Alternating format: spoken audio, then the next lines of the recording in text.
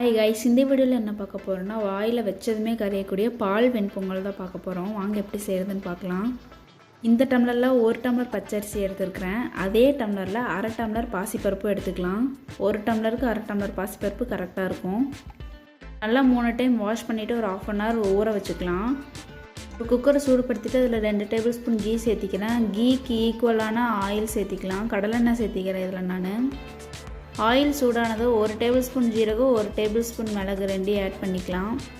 இந்த நம்பர் முந்திரி, 1 இன்ச் அளவுக்கு இஞ்சி, 3 பச்சை மிளகா, கருவேப்பிலை இது எல்லாத்தையும் பொடிசாக கட் பண்ணி வச்சுருக்கேன். அதையும் சேர்த்துக்கலாம். கலருக்கு கொஞ்சம் மஞ்சத்தூள் உப்பு தேவையான அளவு அதையும் சேர்த்திக்கலாம். பெருங்காயத்தூள் இருந்தால் சேர்த்திக்கோங்க.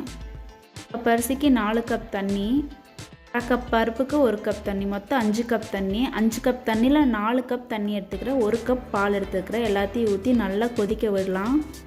அரிசியை போட்டுட்டு 4 விசில் விட்டு இறக்குனா சூப்பர்.